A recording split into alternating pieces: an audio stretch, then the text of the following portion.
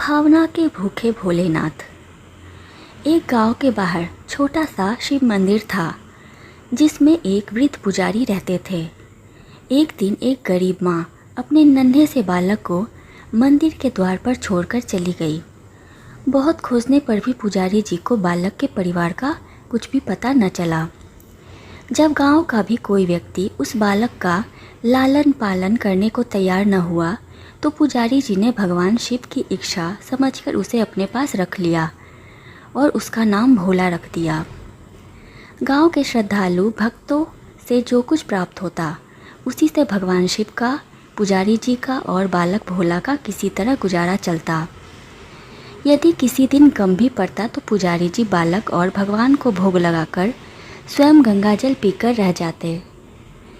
धीरे धीरे भोला बड़ा होने लगा और अब वह पुजारी जी के कामों में हाथ बटाने लगा। वृद्ध पुजारी जी के थके हारे हाथों को कुछ आराम मिलने लगा, इसलिए उन्होंने भोला को मंदिर की सफाई, भगवान शिव की पूजा, उनके भोग लगाने और उनकी आरती करने की विधि अच्छी प्रकार से सिखा दी। अब वो स्वयं भगवान शिव के नाम जप और संकीर्तन में समय व्यतीत करने लगे। एक दिन भगवान शिव के मंगलकारी नाम शिव शिव शिव शिव का जाप करते हुए ही उनके प्राण छूट गए। अब बालक भोला का इस संसार में भगवान शिव के अलावा और कोई सहारा न रहा। उसने पुजारी जी की ये 3 बातें कभी नहीं भूली। भगवान भोलेनाथ, शिव शंकर को ताजी गर्म रसोई का ही भोग लगाना, भगवान को भोग लगाए बिना स्वयं कुछ भी नहीं खाना, भगवान शिव पर विश्वास रख कर कभी भी किसी भी वस्तु का संग्रह न करना, बासी भोजन का भी नहीं। यदि कोई भक्त पहले से बना भोजन या मिठाई मंदिर में दे जाता तो बालक भोला उसे गरीबों में बांट देता। वह ताजी रसोई बनाकर ही भगवान को भोग लगाता, उसके बाद ही स्वयं प्रसाद ग्रहण करता और यदि बचता तो उसे बांट देता। यदि रसोई बनाने को सामग्री न होती तो भोले बाबा और भोला भगत दोनों गंगाजल पीकर ही रह जाते। एक बार बरसात का मौसम आया और 3-4 दिन तक मूसलाधार वर्षा होने से मंदिर में एक भी भक्त नहीं झांका। भोला अपने भोले बाबा को गंगाजल का ही भोग लगाता और उसे ही पीकर रह जाता। भोले बाबा बालक की भक्ति और सहन शक्ति की परीक्षा लेते रहे, किंतु आखिर में अपने भक्त बालक को भूख से तड़पते देख उनसे रहा न गया। वो सेठ के नौकर का रूप धारण हाथ में भोजन सामग्री की पोटली लेकर वर्षा में भीगते हुए मंदिर के द्वार पर पहुँचे। उन्होंने आवाज़ लगाकर भोला को बुलाया और उसके हाथ में पोटली देते हुए बोले, सेठ जी ने यह अनाज भेजा है, इससे रसोई बनाओ, भोग लगाओ और स्वयं भी प्रसाद पाओ। मैं कल फिर आऊँगा। भोला भगत ने आशीर्वाद देकर उसे विदा किया और सूखी गीली लकड़ियों के धुएं में गर्म रसोई बनाकर भोले बाबा को भोग लगाया। पूरे बरसात के मौसम में भोले बाबा नौकर के वेश में भोला भगत को अनाज देते आते रहे और स्वयं भी गर्मा गर्म रसोई का भोग पाते रहे। एक दिन भोला भगत ने सोचा कि सेठ जी को अनाज भेजते हुए 4 महीने हो चले हैं, किंतु वो स्वयं कभी मंदिर में भोले बाबा का प्रसाद ग्रहण करने नहीं आए। अगले दिन जब भोले बाबा नौकर के भेष में अनाज की पोटली देने आए तो भोला भगत उनसे बोला, भाई, तुम्हारे इतने धर्मात्मा सेठ जी कभी स्वयं मंदिर में प्रसाद लेने नहीं आए। इस कारण मेरा हृदय अत्यंत दुखी हो रहा है। अपने सेठ जी से कहना कि कल वो भी मंदिर में प्रसाद ग्रहण करने अवश्य पधारें। भक्त की बात सुनकर नौकर बने भोले बाबा चौंक कर घबरा उठे और बोले, पुजारी जी, सेठ जी मेरे द्वारा आपको अनाज भेजते हैं, आप इससे भगवान को भी भोग लगा लेते हैं और स्वयं भी प्रसाद पाते हैं, फिर सेठ जी को बीच में बुलाने की क्या ज़रूरत है। जैसा चल रहा है वैसे ही चलने दीजिए ना। भोला बोला, ऐसे कैसे चलने दूँ, आपके धर्मात्मा सेठ जी इतने दिनों से अनाज भेज रहे हैं, क्या मैं उन्हें भगवान का प्रसाद देने का अपना कर्तव्य भी पूरा न करूं? मैं किसी का उधार खाने वाला नहीं हूँ। अपने सेठ जी से कह देना कि यदि कल भोले बाबा का प्रसाद ग्रहण करने न पधारें तो मैं उनका अनाज लेना बंद कर दूंगा। नौकर बने भोले बाबा तो अपने भोले भगत की अकड़ देखकर कांप उठे और यह सोचकर मन ही मन हंसते कि वाह, आज तो लेने वाला ही देने वाले पर धौंस दिखा रहा है। लेकिन सरल हृदय भक्त के मनोभाव पर रीझकर वे बोले, ठीक है पुजारी जी, कल सेठ जी मंदिर में प्रसाद ग्रहण करने जरूर पधारेंगे।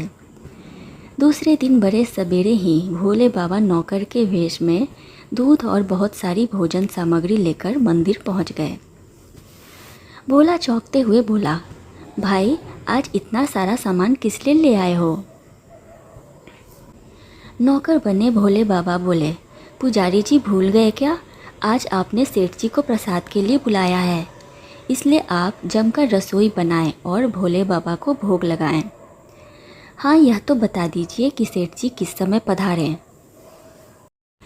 भोला ने प्रसन्न होकर उन्हें सेठ जी के आने का समय बता दिया और भोला भक्त की इच्छा पूर्ण करने के लिए भोले बाबा कैलाश पर सेठ का रूप धारण करने लगे। इधर अपने स्वामी को एक प्यारे भक्त के यहाँ जिमने जाने का समाचार सुनकर ममतामयी अन्नपूर्णा माँ पार्वती भी भला कैसे पीछे रहती। वो भी पति की आज्ञा लेकर सेठानी का रूप धारण करने में जुट गई। भोले बाबा ने अपने गले से मुंडों की हार उतार दी, शरीर पर लगी भस्म, कमर पर पहना हुआ बांघावर और बाहों और कानों में पहने सांपों के हार भी उतार कर रख दिए। उन्होंने एक मखमल का सुंदर कुर्ता धारण कर लिया, अपनी जटाएं सीधी कर गंगा और चंद्रमा को उनमें छिपा लिया और ऊपर से एक सुंदर रंग बिरंगी पगड़ी पहन ली। सदैव नंगे पैर विचरण करने वाले शिवजी ने आज अपने पैरों में रेशमी जूतियां धारण कर ली। हाथ का त्रिशूल और डमरू भोले बाबा ने नंदी के हाथ में थमा दिया और अपने हाथ में एक सुंदर छड़ी लेकर पार्वती जी के तैयार होने की प्रतीक्षा करते हुए कैलाश पर चहलकदमी करने लगे। पार्वती जी घंटों से तैयार होने में जुटी हुई थीं।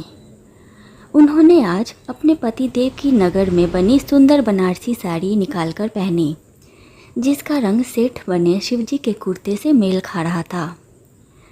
उन्होंने सोने चांदी हीरे के जगमगाते हुए आभूषण धारण कर लिए, पैरों में सुंदर जूती पहन ली, बगल में सुंदर सा पर्स दबा लिया और भोले बाबा के बार बार आवाज़ लगाने के बाद श्रृंगार कक्ष से बाहर निकल कर आईं। जब पार्वती और शिवजी ने एक दूसरे को सेठ सेठानी के वेश में देखा तो वे आश्चर्यचकित होकर एक दूसरे को निहारते ही रह गए। दोनों एक दूसरे को देख देख कर निहाल हुए जा रहे थे। इससे पहले उन्होंने कभी एक दूसरे का ऐसा सुंदर रूप देखा ही नहीं था।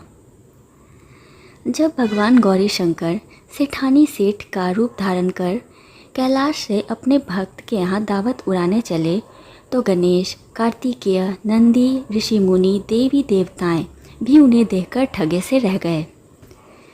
सेठ बने शिवजी अपने हाथ में ली हुई छड़ी को अदा से घुमाते हुए पृथ्वी पर ठोकते हुए चले आ रहे थे और उनके पीछे पीछे बगल में पर्स दबाए अपनी जूती से टक टक और पायलों से छन छन की आवाज़ करती हुई माँ पार्वती सेठानी बनी चली आ रही थी। भोला भगत आज सुबह से ही सेठ जी के स्वागत में भांति भांति के पकवान बनाने में जुटा हुआ था। अपने भोले बाबा का भोग तो वह चलते फिरते बना लेता था, किंतु आज उसे कई महीनों से भगवान को भोग लगाने के लिए अनाज भेजने वाले सेठ जी को भगवत प्रसाद देना था। अतः आज उसने अपनी सारी पाक कला झोंक डाली थी। उसने सेठ जी द्वारा भेजे हुए चावल धोकर खीर बनाई, उसमें धीमी आंच पर पकाकर गाढ़ा किया और उसमें सेठ जी के द्वारा भेजे हुए पिस्ते, बादाम, केसर, चिलगोजे, किशमिश डाले। मिर्च और अदरक को कूटकर उसे बाजरा, बेसन और गेहूं के आटे में भरकर मोटे मोटे मिस्से टिक्कर बनाए। रसोई बनाकर भोला भगत पुनः स्नान करने चला गया ताकि स्वच्छ वस्त्र पहनकर भोले बाबा को भोग लगा सके और सेठ जी को उनका प्रसाद पवा सके। जब भोला भगत स्नान करके लौटा तो देखा सेठ जी प्रसाद ग्रहण करने के लिए स्वयं तो आए ही हैं, संग में अपनी सेठानी जी को भी लेकर आए हैं। भोला ने झट से दोनों से राम राम की, उन्हें आसन देकर बिठाया और बोला, मैं अभी भगवान को भोग लगाकर आता हूँ, फिर आपको प्रसाद परोसूंगा। भावना के भूखे भोले बाबा से भूख सहन नहीं हो पा रही थी, इसलिए वो बोले, पुजारी जी भगवान को जल्दी से भोग लगाइए, मुझसे भूख सहन नहीं होती। भोला भगत बोला, सेठ जी भूख तो मुझे भी बड़े ज़ोर से लग रही है, किंतु मैं अपनी भूख के कारण भगवान को भोग लगाना नहीं भूलता। यदि दुनिया के सारे लोग इसी तरह अपनी भूख के लिए भगवान को भोग लगाना भूल जाएं, तो भगवान तो भूखे ही रह जाएंगे। सेठ जी बने भोले बाबा एक पत्तल उठाते हुए बोले, पुजारी जी आप भोग लगाइए, इधर मैं पत्तल परोस लेता हूँ, मुझसे भूख सहन नहीं हो पा रही है। भोला भगत सेठ जी बने भोले बाबा को डांटते हुए बोला, सेठ जी भगवान के काम में न तो जल्दबाजी चलती है और ना ही कंजूसी। मैं जब तक भगवान को भोग नहीं लगा लेता, आप रसोई के पास भी नहीं फटक सकते। चुपचाप इधर बैठ जाइए और ओम नमः शिवाय जपते रहिए। मैं अभी आता हूँ और आपको पेट भर भोजन कराता हूँ। सेठ बने शिवजी डांट सुनकर चुपचाप अपने आसन पर जा बैठे। सेठानी बनी पार्वती उनकी यह दशा देखकर बड़ी मुश्किल से अपनी हंसी रोक पाई, लेकिन जैसे ही भोला भगत पत्तल में सामग्री लेकर भगवान को भोग लगाने मंदिर में गया, शिवजी पार्वती जी को मौन रहने का संकेत करके चुपके पैर रखते हुए रसोई में पहुंच गए और उन्होंने एक एक व्यंजन उठाकर चखना शुरू कर दिया। भोले बाबा तो प्रसाद को चखते ही भौचक्के रह गए। खीर में चीनी की जगह नमक भरा हुआ था और सब्जियों में चीनी भरी हुई थी। जैसे ही भोले बाबा ने रोटी का एक ग्रास तोड़कर मुँह में दिया, वो सीसी करने लगे, क्योंकि रोटी में मिर्च ही मिर्च भरी थी। वो सीसी करते हुए उल्टे पैर भाग आए और अपने आसन पर जा बैठे। माँ पार्वती अपने स्वामी की यह हालत देखकर खिलखिलाकर हंस पड़ी। इससे पहले कि भोले बाबा पार्वती जी के सामने कुछ सफाई दे पाते, भोला भगत ओम नमः शिवाय मंत्र का जाप करते हुए आ पहुंचा।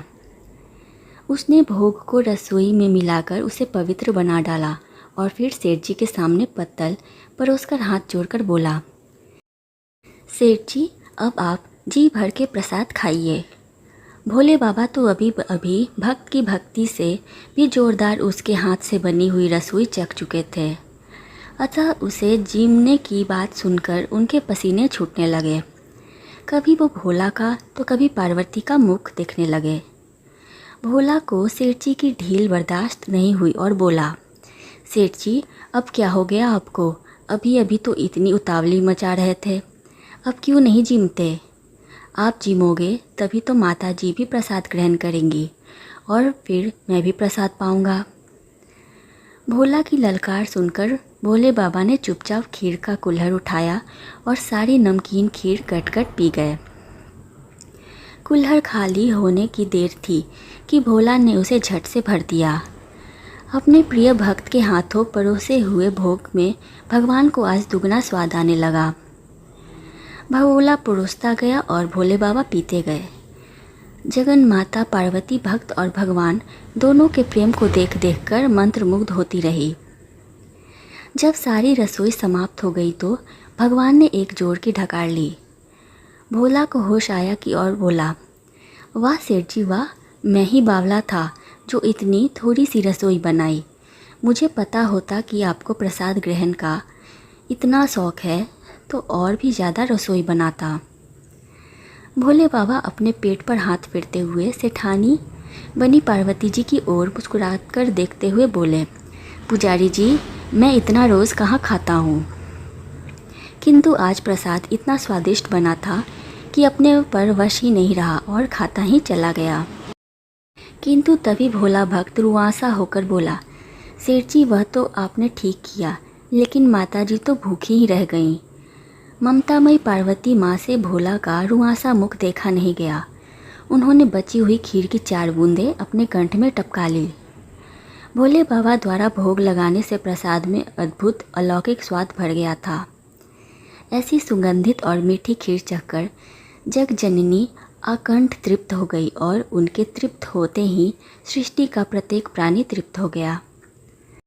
भोला भगत बोला, सेठ जी, आपने और माता जी ने प्रसाद ग्रहण कर लिया, इससे मुझे अत्यंत संतोष हुआ है। समझ लीजिए कि आप दोनों द्वारा प्रसाद ग्रहण करने से मेरा भी पेट भर गया। मेरी तो वैसे भी महीने में 4-4 एकादशी हो जाती है, किंतु मैं भी एक दाना ले ही लेता हूँ, जिससे कि भोले बाबा के प्रसाद का अनादर न हो। यह कहकर जैसे ही भोला ने खीर के पात्र में लगा चावल का एक दाना उठाकर अपने कंठ में डाला, उसकी जन्म जन्मांतर की भूख प्यास मिट गई और समस्त वासनाओं और इच्छाओं की तृप्ति हो गई। उसके ज्ञान के नेत्र खुल गए और उसने देखा कि उसके सम्मुख त्रिलोकीनाथ भगवान शंकर और जगजननी माँ पार्वती आशीर्वाद की मुद्रा में मुस्कुराते हुए खड़े हैं। भोला दौड़कर उनके चरणों में लौटता गया और उन्हीं में समा गया। कहानी को अंत तक सुनने के लिए बहुत धन्यवाद। आशा करती हूँ ये कहानी आपको पसंद आई होगी। कहानी पसंद आई हो तो वीडियो को लाइक करें और चैनल को सब्सक्राइब करें।